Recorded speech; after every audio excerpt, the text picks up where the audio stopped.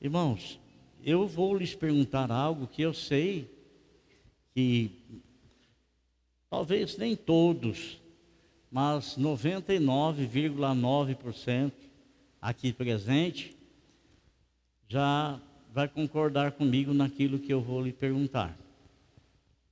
Porventura, você já viveu um momento na sua vida que você não entendeu, não compreendeu, e por não entender, por não compreender, surgiu dentro de você alguns questionamentos.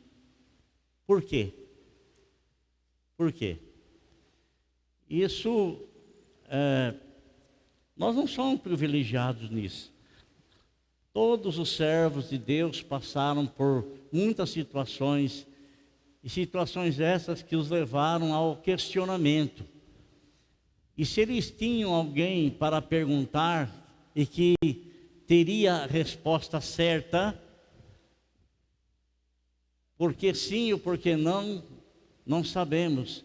Se respondeu sim, se respondeu não, se respondeu aquilo que foi perguntado, se não respondeu aquilo que foi perguntado, é Deus. Deus, ele sempre tem a resposta certa, mas ele nunca, ou nem sempre, melhor dizendo, ele nos dá a resposta daquilo que inquirimos, daquilo que questionamos, daquilo que perguntamos. Tem muitas situações na nossa vida que a gente enfrenta, irmão, e aqui vai uma palavra para você não se iludir. Não pense você que você é um servo de Deus e que Deus está escrito e nós cremos nisso, nós temos o cuidado de Deus sobre a nossa vida, mas isso não isenta nós como igreja do Senhor de enfrentar dificuldades e dificuldades tais que a gente não entende, a gente não compreende, e logicamente surge o porquê, mas por que disso, por que daquilo, por que aquilo outro. Esses questionamentos o próprio Jó fez para o Senhor. Ele atravessou uma dificuldade que eu creio que nenhum de nós, e talvez, a gente não conhece a vida de todo o ser do planeta, talvez não exista uma outra pessoa que tenha enfrentado tudo quanto ele enfrentou, e ele não entendia por quê, ele não conseguia compreender por que ele estava passando por tudo aquilo, porque ele era um homem bom, ele era um homem que dava testemunho a respeito de Deus, ele era um homem respeitado por todas as pessoas, ele era um homem muito bem-quisto na sociedade onde ele vivia, né? E ele foi alvo de uma situação que ele não entendeu o porquê, não compreendeu o porquê. Mas aquilo que ele passou por causa da confiança que Deus tinha nele. Deus arriscou a sua confiança num desafio feito pelo inimigo das nossas almas, Satanás. Arriscou a confiança naquele homem. E Jó, irmãos, e eu creio que quero orientar você a ficar atento a isso. Quando você enfrentar uma situação que você não entende porquê, não há motivo aparente para aquilo, nada, mas a situação está te fazendo sofrer, está te fazendo gemer. Eu tenho por mim, e quero que você preste atenção, que lá no fundo do teu coração, ainda que você fique aborrecido, que você fique chatado, que você fique desanimado, que você fique até com pensamentos diversos, mas haverá sempre uma centelha do Espírito de Deus ali aquecendo o teu coração, para que você não desista, para que você não pare, para que você não entregue os pontos. O que você acha que manteve Jó na presença do Senhor? Irmãos, a situação de Jó ficou tão terrível que ninguém conseguia ficar perto dele. O mau cheiro que exalava das feridas do seu corpo. Um homem que foi o mais rico do Oriente. Ele mesmo narra que ele não suportava abrir a boca dele. Não suportava abrir a boca dele, tamanho era o mau hálito que vinha. Não suportava. Mas havia uma centelha de Deus no coração dele, que o fazia resistir, que o fazia permanecer fiel a Deus, e que dava no coração dele a convicção: isto vai passar, isso vai passar, isso vai passar, isso vai passar. E é isso que eu quero falar para você e para mim também. Deus nos livre de passar aquilo que Jó passou. Nos livre. E nem tente dizer assim: nossa, eu tenho que ter uma paciência igual a de Jó. É bobagem você falar isso. Não use a tua boca para falar isso. Porque creio que jamais haverá um outro homem que virá passar aquilo tudo que Jó passou, sendo servo de Deus.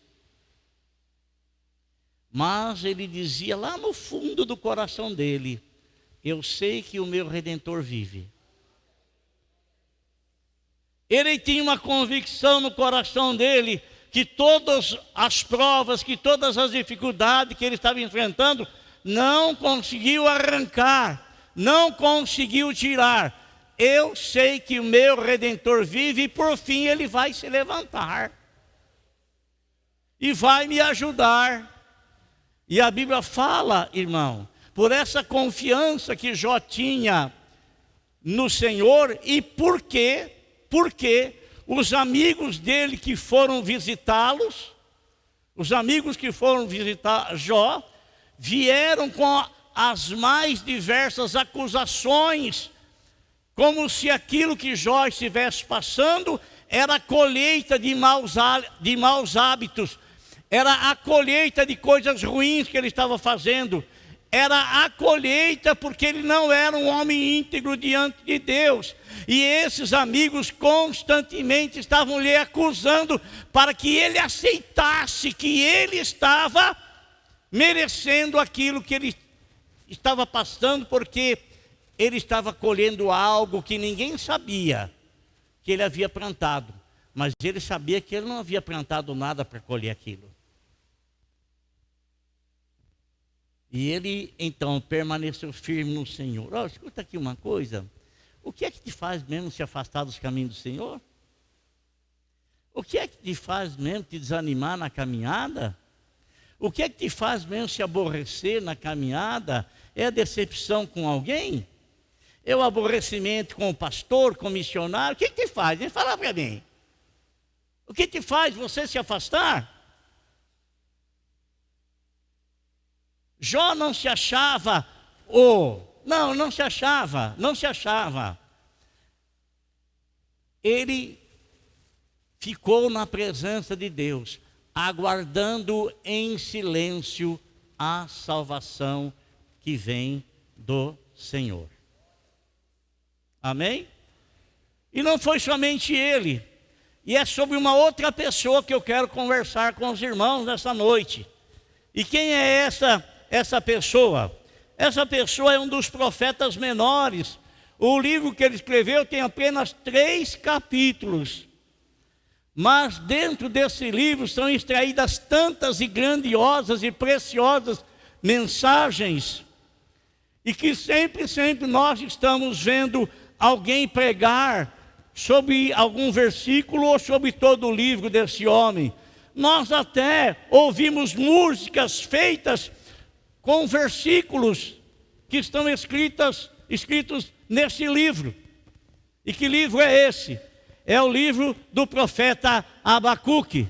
E eu quero ler com você, irmão, no capítulo de número 3 do livro do profeta Abacuque, do versículo 17 em diante. Quem tem a Bíblia aí? E quem não tem?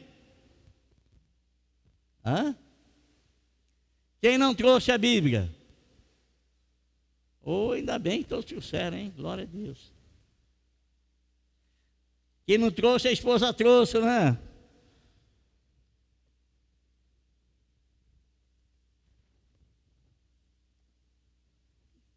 Irmãos, em março nós vamos começar o projeto de vida, viu?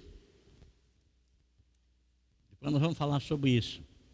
Depois o pastor Lênin vai falar sobre o acampamento, que vai acontecer dia 1º, 2, de 1 a 4. O que está escrito aqui, irmãos?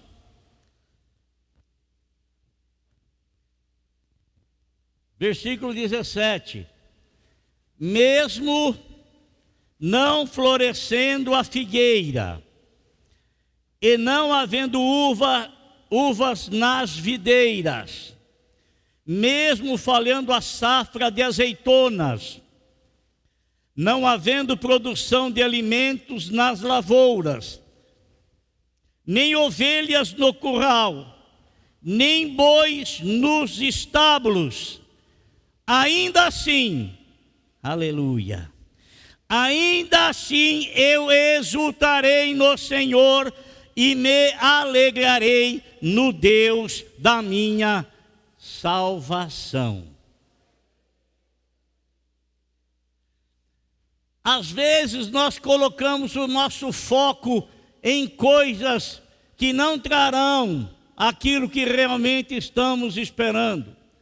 Às vezes nós achamos que para nós nos alegrarmos, o Senhor tem que suprir alguma coisa aí que nós, ainda que a gente não tenha falta, mas a gente deseja, a gente quer, e a gente só vai se alegrar quando se concluir na nossa vida aquilo que estamos pedindo ao Senhor.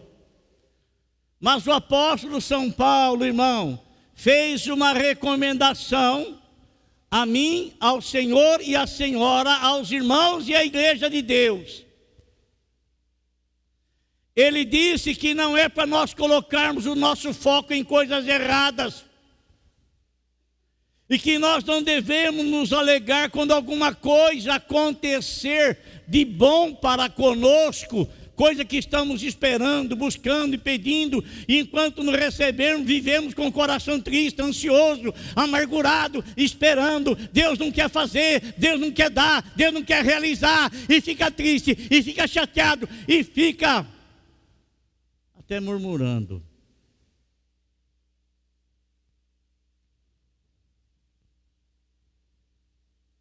O apóstolo São Paulo fez uma recomendação a mim e a você, todos nós. Ele disse assim: olha aqui, alegrai-vos de vez em quando no Senhor. Foi isso? Quem conhece a palavra sabe que não foi. O que ele disse? Alegrai-vos. Fala alto e forte para os irmãos que não sabem aprender. Alegrai-vos sempre. Sempre. Alegrai-vos sempre no Senhor. Alegrai-vos sempre no Senhor. Alegrai-vos no Senhor.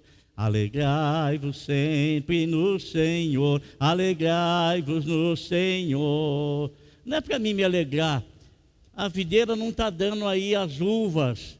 A figueira não é para mim me alegrar porque não está dando fruto lá. Não é para me alegrar. Não é para mim pôr a confiança naquilo lá. E não é para mim me alegrar quando vier os frutos. É para mim me alegrar no Senhor. No Senhor. Alegrai-vos sempre no Senhor. Alegrai-vos no Senhor. Alegrai-vos sempre no Senhor. Alegrai-vos no Senhor. Alegrai, alegrai, alegrai-vos no Senhor. Alegrai, alegrai, alegrai-vos no Senhor. Fala para o teu irmão aí, olha para ele e fala assim, Alegrai-vos sempre no Senhor, alegrai-vos no Senhor. Alegrai-vos sempre no Senhor, alegrai-vos no Senhor.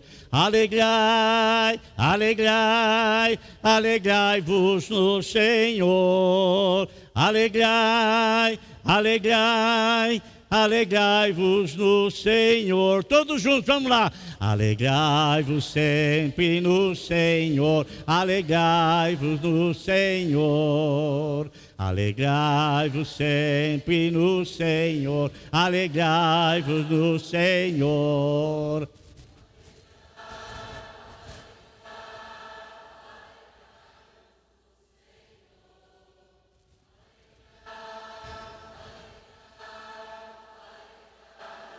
De novo, vamos lá. Alegrai-vos sempre no Senhor, alegrai-vos no Senhor.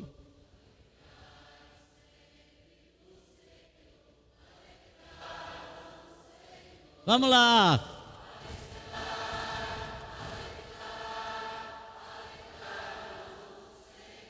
Aleluia.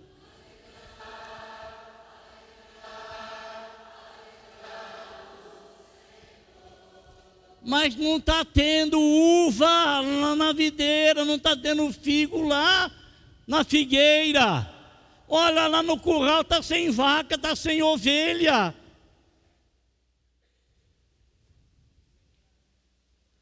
Mas vai ter figo na figueira. Vai ter oliva na oliveira. Vai ter uva na videira. Irmão, vai haver produção na plantação, vai haver. Mas enquanto não houver, o que eu vou fazer?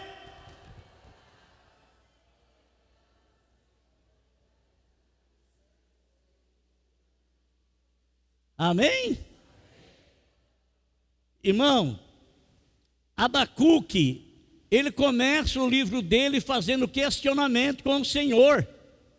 Você já fez questionamento com o Senhor? Perguntando para ele, mas por que isso, Senhor? Por que aconteceu isso? Por que está sucedendo isso? Você já fez isso? Já falou assim, Senhor? Já ou não? Não, eu já falei, irmão. E olha, eu já falei, sabe? Já falei.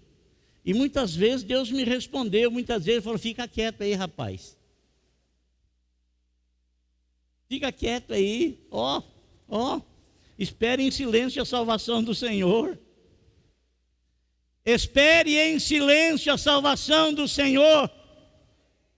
Porque às vezes nós vamos comentar determinadas coisas com pessoas que não podem fazer absolutamente nada por nós. Mas quando você leva os seus questionamentos diante do Senhor, Ele jamais vai deixar de ouvi-los. Ele pode responder aqueles questionamentos imediatamente. Ele pode dizer para você assim, espera um pouco, e no decorrer da vida, você vai começar a entender o porquê daquilo. E Ele pode dizer assim, não vou declarar para você nada. Não vou declarar para você nada. O que é que Abacuque estava falando com o Senhor? A Bíblia fala assim, a primeira queixa de Abacuque. E ele pergunta ao Senhor, até quando, Senhor, clamarei por socorro sem que tu me ouças? Amado, socorro é um pedido urgente. Socorro é um pedido de alguém que está numa situação totalmente desfavorável, totalmente, e que precisa ser socorrido urgentemente, rapidamente. E quando se pede socorro, nós não esperamos que as pessoas demorem muito tempo em nos atender. em nos socorrer. Nós queremos que elas tenham a consciência da urgência da nossa situação. E quando ele fala com o Senhor, até quando o Senhor não vai ouvir? Mas porventura, aquele que fez o ouvido não ouvirá? Deus, o salmista disse assim: a palavra não me chegou à boca, e tu já sabes o que eu vou falar. Então, tudo que nós atravessamos na vida, desde o momento em que fomos formados no ventre da nossa mãe, em que você estava lá apertadinho, já estava sofrendo lá, e o Senhor estava vendo, ao momento que você veio à luz, o momento que você foi aos braços de sua mãe, chorando, cheirou, começou a mamar, e aos poucos começou a desenvolver, e ao ir desenvolvendo, começou a enfrentar as dificuldades da vida, os embates da vida, as situações adversas da vida, e que muitos atravessam piores do que outros. Não existe nada oculto da tua vida diante de Deus. Não existe nada oculto que você tenha vivido até o presente momento e que Deus não saiba. Não existe nada oculto, mas Ele lhe pede uma única coisa: confia em mim, e eu cuido de você. Confia em mim e eu cuido de você. Confia em mim e eu vou cuidar de você. Então, quando Abacuque começa a questionar o Senhor, ele faz esse questionamento, irmãos. E ele completa o versículo número 2 assim: até quando gritarei a ti violência, sem que tragas salvação?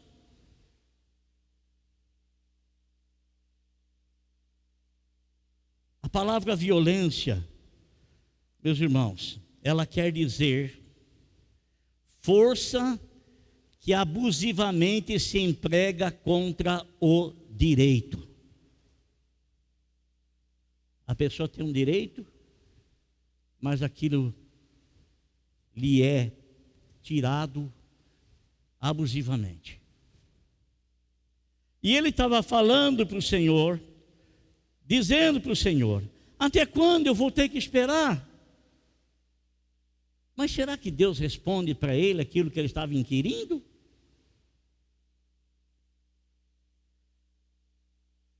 Ele continua dizendo, ele continua questionando ao Senhor. E diz assim, ele fala assim para o Senhor: por que me fazes ver a injustiça e contemplar a maldade? A destruição e a violência estão diante de mim, a luta e conflito por todo lado. E ele fala mais ainda: por isso a lei se enfraquece e a justiça nunca prevalece. Os ímpios prejudicam os justos e assim a justiça é pervertida. Irmão, logicamente o que ele está enxergando aqui, ele não está falando de uma situação de igreja, porque não existia igreja naquele tempo. Ele estava falando de uma situação política do país dele. Uma situação onde poucos dominavam a grande massa, praticavam injustiça contra o pobre, contra o necessitado, praticavam, e ninguém tinha poder de se levantar contra ele, de falar nada, porque eles eram os todo-poderosos. Mas Abacuque, como servo do Senhor, ele via tudo aquilo, e Deus mostrava para ele, para ele ver, abrindo a visão dele, para ele entender, para ele compreender. E ele vai e obtém aqui uma resposta do Senhor. Olhem as nações e contemplem-nas. Fiquem atônitos e pasmem, pois no dia de vocês farei algo em que não creriam se lhes fosse contado. O Senhor está dando uma resposta para ele, que o Senhor vai realizar algo grandioso, e que dificilmente as pessoas iriam acreditar. E que Deus iria fazer justiça. E de que forma que Deus haveria de fazer justiça? A maneira como Deus faria justiça dentro da nação. A nação já estava dominada completamente, não tinha absolutamente nada e ninguém tinha força suficiente para se levantar contra aquilo. Então o que é que Deus faz? Deus avisa Abacuque: sabe o que eu vou fazer, Abacuque? Eu vou levantar uma nação. E esta nação virá contra este povo. E esta nação vai suscitar vingança naqueles que têm prejudicado o meu povo, que têm humilhado o meu povo, que têm envergonhado o meu povo, que têm pisado no meu povo. Essa é a palavra que Deus estava dando para... Mas não era isso que Abacuque queria como resposta. Abacuque queria que Deus viesse ele mesmo e intervisse naquilo lá. Mas como é que Deus vai intervir se as pessoas taparam os ouvidos para não ouvi-lo? Se ele está chamando as pessoas ao arrependimento, porque Abacuque, ele transmitia os oráculos de Deus, ele pregava para aquele povo, ele falava para aquele povo, ele via a injustiça, e ele então falava dessa injustiça, mas a voz dele ressoava como nada.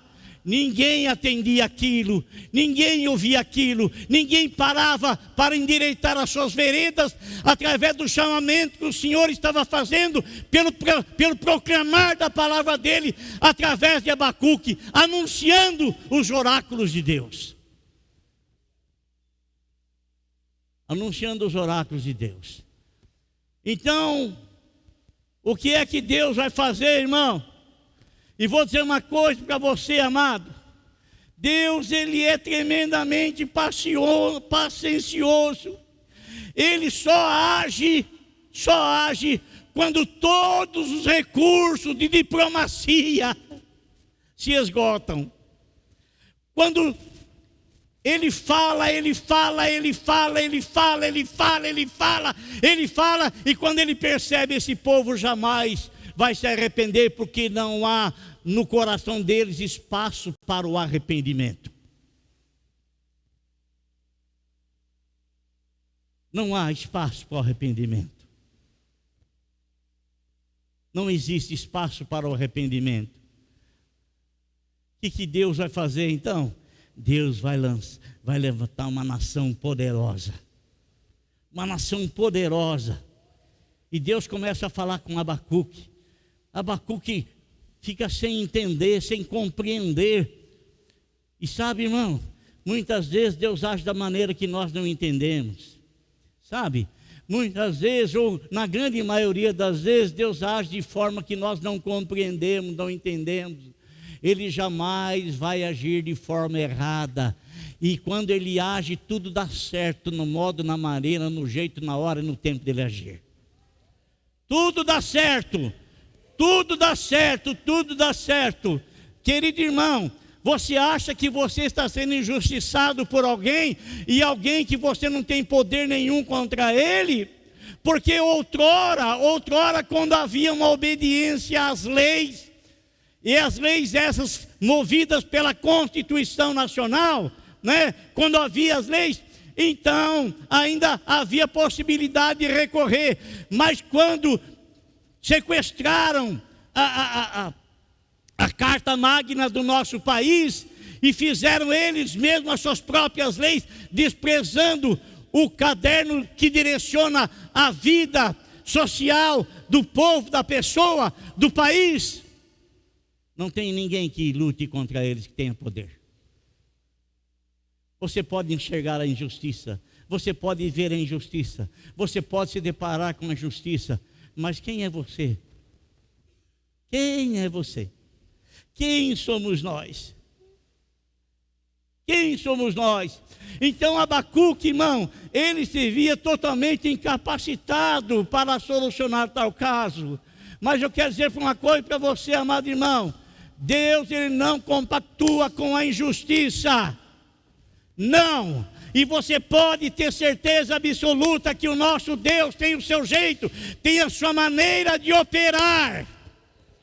E ele diz: operando eu, quem impedirá?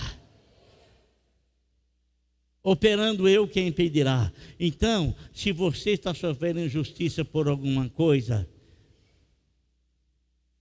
você não pode fazer nada? Ele pode. Ó, fique em silêncio aguardando a salvação do Senhor. Fique em silêncio aguardando a salvação do Senhor. Então, Abacuque, irmão, ele não conseguiu compreender, entender a situação. E ele faz a sua segunda queixa, no capítulo 1, versículo de número 12. Ele diz: Senhor, tu não és desde a eternidade? O que é ser desde a eternidade, irmão? Só 3 são desde a eternidade: Pai, Filho e Espírito Santo. Eterno é aquilo que não tem princípio de dias e nem fim de dia, que não se conta tempo, não se conta idade, não se conta ano. Não teve princípio de criação. E só Pai, Filho e Espírito Santo é assim. Eu digo é assim porque os 3 são um. Só eles. Só eles. Então ele reconhece: mas o Senhor não é Deus desde a eternidade? Quer dizer, o Senhor não sabe todas as coisas.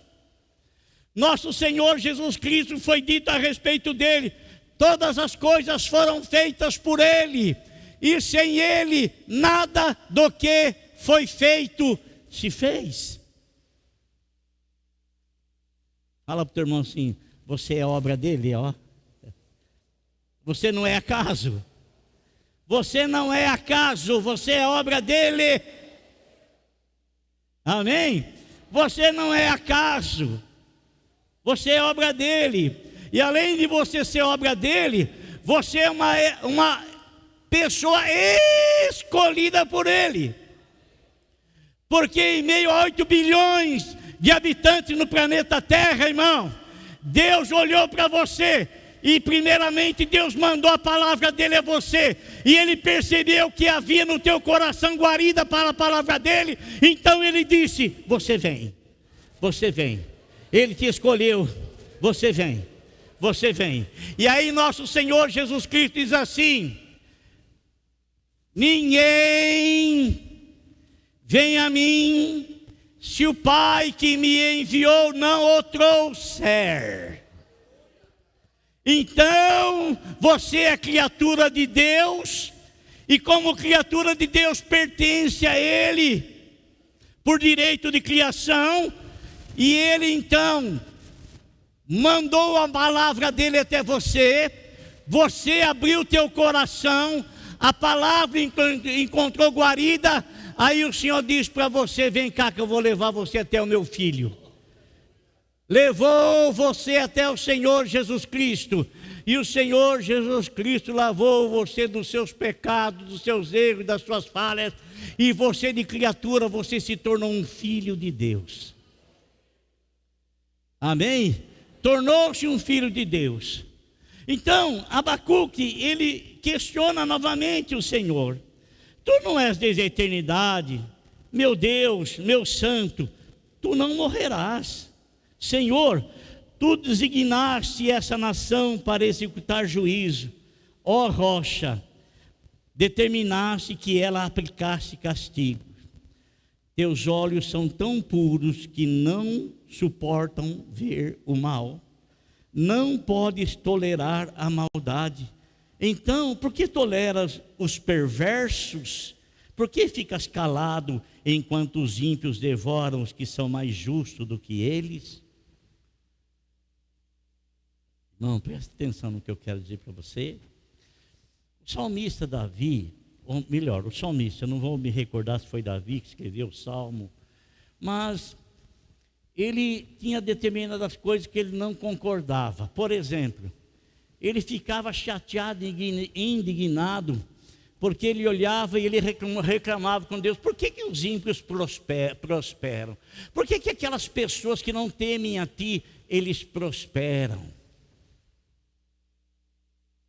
É interessante, irmão, que a gente sempre vai olhar, sempre vai enxergar economicamente a quem está mais do que a gente. E a gente vai fazer um comparativo entre nós e aquele lá. A gente nunca faz um comparativo entre nós e aqueles que estão...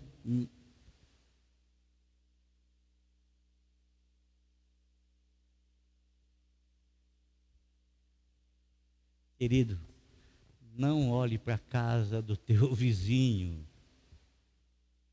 Não questione a Deus, dizendo: Senhor, por que o fulano, aquele ciclano, que odeia o Senhor e ele está prosperando? Você sabe, amado, quando aquelas plantas que não são cuidadas, às vezes elas sobem no telhado. Elas sobem no telhado, e quando elas estão no telhado, estão ali, de repente vem aquele sol que vem, como dizia lá no interior de São Paulo, o sol de arrebentar mamona, sabe? Aquele sol vem, irmão, e aquele sol vem e seca aquilo que parecia estar tão verde, tão promissor, de repente seca-se. A vida das pessoas que não têm Deus é assim, irmão. Ele pode prosperar o quanto for, pode prosperar o quanto for. E eu quero dizer para você: não tenha o teu olhar nessas coisas.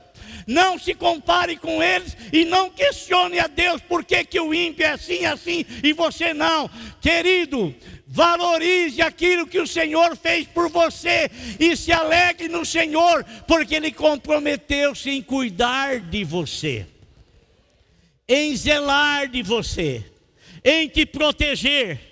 Então alegra-te nele, não espere outras coisas para você se alegrar, alegra-te no Senhor. Amado, a Bíblia fala assim, que a pessoa pode ter a prosperidade que for, mas aquilo não lhe trará salvação. Aquilo não lhe trará segurança, não lhe trará. O homem, ele tinha visão, e ele foi colocar sua visão em prática, porque ele tem, além de ter visão, ele tinha um ótimo campo para a plantação, uma terra de campo, né? Ele vai e ele trabalha a sua terra, e ele compra a semente, e ele começa a semear, e logicamente não tem ninguém que trabalhe sem esperar a recompensa pelo seu trabalho, que lhe é de direito.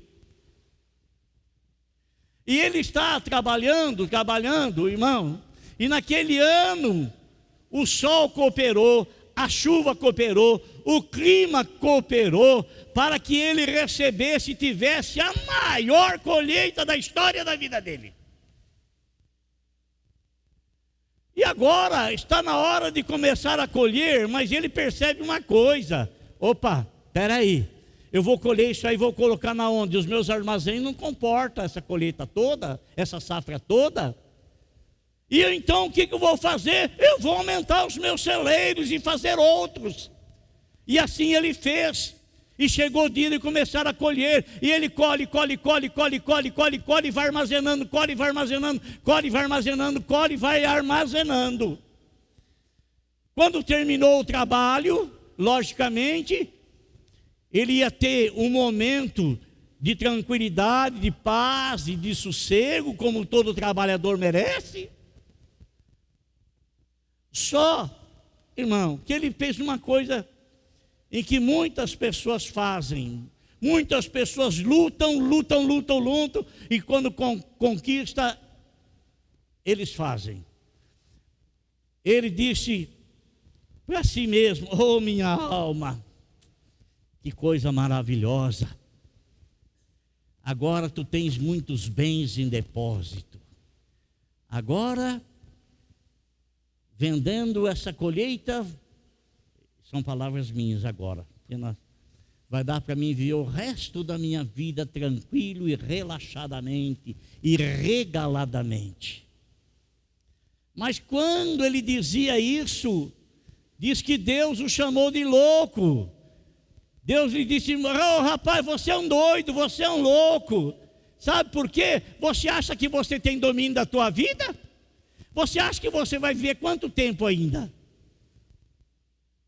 Quem de vocês tem domínio sobre a sua vida para determinar quanto tempo você vai viver ainda? Quem tem? Eu espero viver mais 150 anos. Abusado, né? Não está abusado? Está abusado. A hipótese. Eu espero, né? É uma previsão. A previsão nem sempre se conclui, né? Quantos anos você espera viver ainda? É? Quantos anos? Quantos anos você espera viver? Ricardo, quantos anos? Né? O Ricardo aqui passou por uma situação terrível, problema de coração. Tigrinho ali passou por uma situação terrível, problema de coração. E outras pessoas aí, passaram e passam. E vamos passar. Faz parte da vida. Faz parte dessa carcaça aqui, perecível. Faz parte, né? Houve tempo que eu olhava no espelho, não tinha nenhum cabelo branco. Houve tempo que o Hermes olhava no espelho, ele tinha cabelo. Ninguém conhece o Hermes, ainda bem. Quem é que conhece o Hermes? Ninguém conhece, só dois lá. Então, irmão, é assim, vai passando o tempo, vai passando. Eu lembro que eu olhava no espelho, não tinha ruga nenhuma, né? Olhava. Hoje não, hoje eu olho rapidinho para não ver as rugas, olha, eu estou saindo, né? Mas vai passando, irmão. Mas quem é que tem domínio sobre a própria vida? Eu espero viver 20, 30 anos, espero.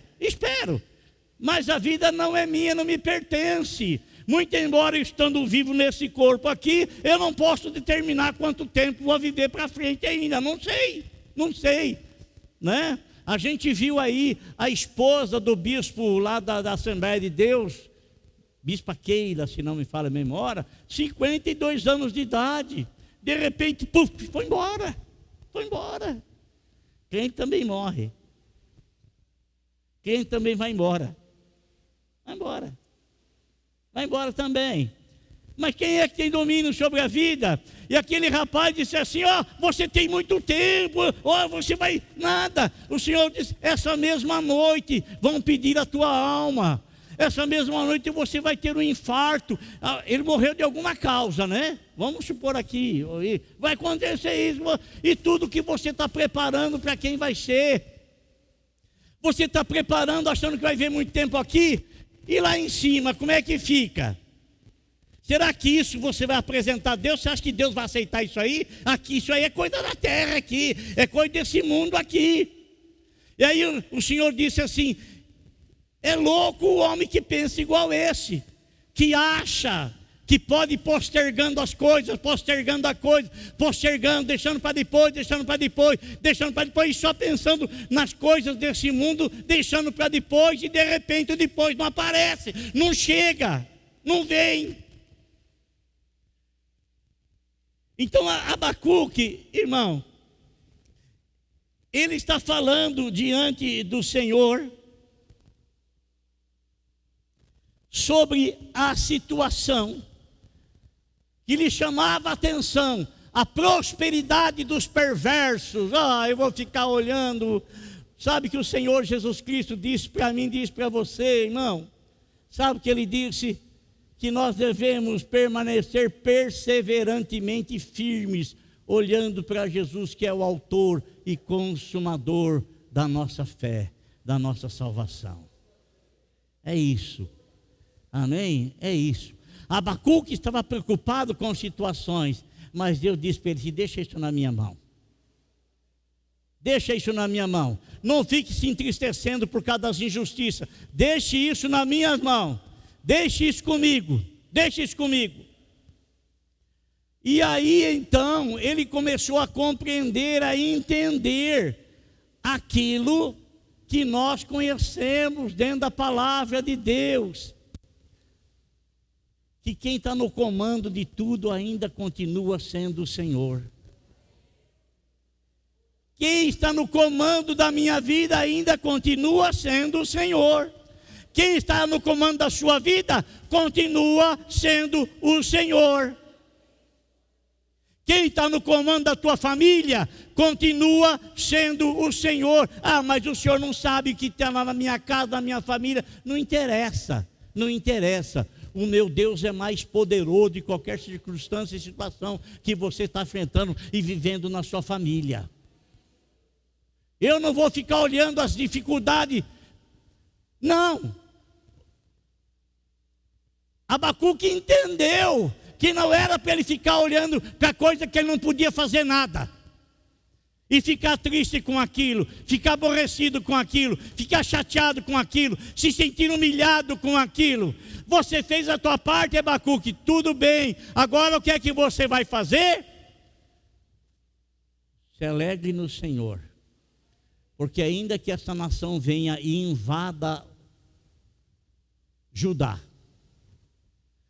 ainda que essa nação venha e tome posse de todas as casas, e que isso iria acontecer com o parte da justiça de Deus, por causa do povo ter abandonado o Senhor, ter deixado o Senhor.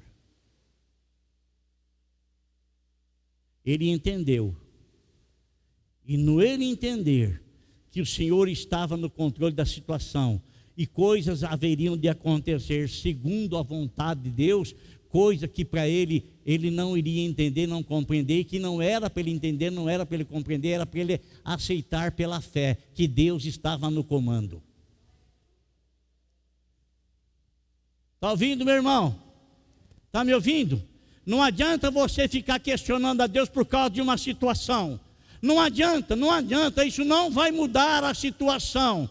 Mas se você tranquilizar o teu coração e deixar nas mãos do Senhor, sabendo que Ele é sabedor, conhecedor, e além de ser sabedor e conhecedor, Ele é o Todo-Poderoso que não deixa de agir.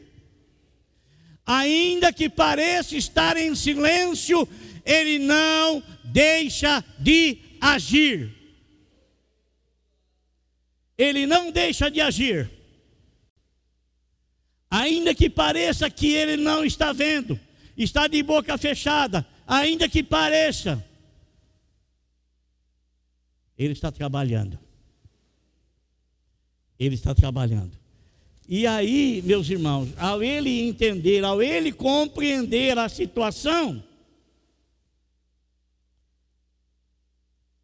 foi que ele disse o seguinte, no versículo 16, assim: ouvi isso, e o meu íntimo estremeceu, meus lábios tremeram, os meus ossos desfaleceram, minhas pernas vacilavam.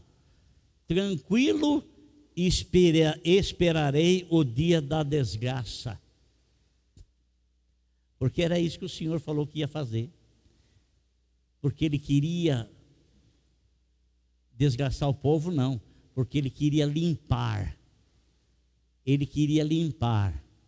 Ele queria tirar tudo e todos aqueles que insurgiam contra o querer e contra a vontade de Deus e que dominava o povo injustamente.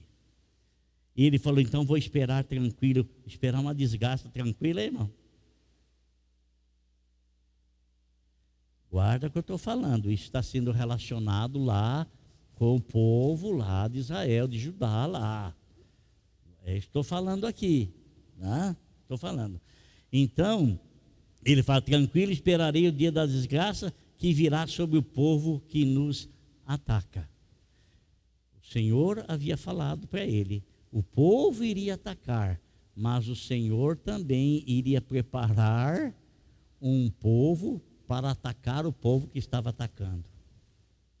Sabe por que o Senhor fala assim, que nós não devemos nos alegrar quando os nossos inimigos ou quando o nosso inimigo está passando por situações apertadas? A Bíblia fala que nós não devemos nos alegrar. Aquilo é uma justiça providencial do Senhor. E quando ele entendeu isso, então ele tranquilizou o coração dele, não questionou mais o Senhor, mas ele aprendeu o quê? A esperar, a se alegrar, ainda que ele não visse fruto algum, ainda que tudo fosse tirado, fosse arrancado da nação, mas aquilo reverteria em bênçãos de ajuntamento e de levar o povo para mais perto do Senhor. Ó, mesmo não florescendo a figueira, aí ele começa então, depois que ele entendeu a situação, ele não vai questionar mais o Senhor por que a figueira não floresceu. Ele não vai questionar mais por causa disso, aquilo outro. Agora o coração dele está tranquilo e ele vai aguardar em silêncio a salvação que vem do Senhor, sabendo que mesmo a figueira não produzindo, mesmo a videira não produzindo, mesmo não havendo ovelha no curral, de qualquer forma Deus continuaria cuidando dele. Porque Deus cuida daqueles que estão no seu aprisco, porque Deus cuida das suas ovelhas, porque Deus, Ele cuida daqueles que são seus, e é por isso que Deus vai cuidar da igreja dele, é por isso que Deus cuida da igreja dele, e é por isso que Deus cuidará da igreja dele, que somos nós e todo aquele que tem Jesus como teu Senhor e Salvador. Então ele fala aqui, olha, mesmo falhando a safra não tem azeite para fazer o óleo, mas mesmo assim, não havendo produção de alimento na lavoura, nem ovelhas no curral, nem bois no estábulo, ainda assim,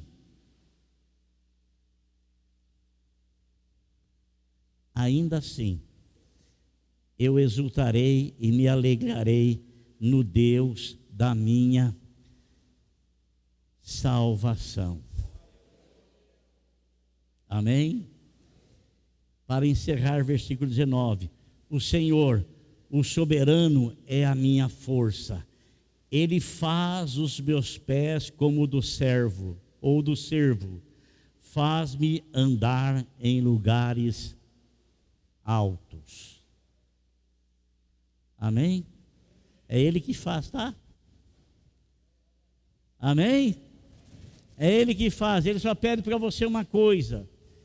Você se lembra, irmãos, quando os discípulos do Senhor, Pedro, Tiago, João, André, Bartolomeu, Filipe, Judas Iscariotes, Judas Tadeu, Bartolomeu, Natanael, você se lembra quando eles se aproximaram do Senhor Jesus Cristo e eles fizeram um questionamento ao Senhor, dizendo assim: Senhor, o que faremos para realizar as obras de Deus? Eles talvez estivessem esperando o Senhor dizer assim: façam isso, faça aquilo, faça aquilo, faça aquilo, faça aquilo, faça aquilo, faça aquilo. O Senhor não disse nada disso para eles. O Senhor apenas disse para eles: a obra de Deus é essa, que vocês creiam, acreditem naquele que por Ele foi enviado. A obra de Deus, irmão, para você fazer, é apenas você crer naquilo que o Senhor, naquele que foi enviado por Deus. Isso é na pessoa de nosso Senhor e Salvador Jesus Cristo. Isso é a obra de Deus. Creia. Amém? Creia em nome de Jesus.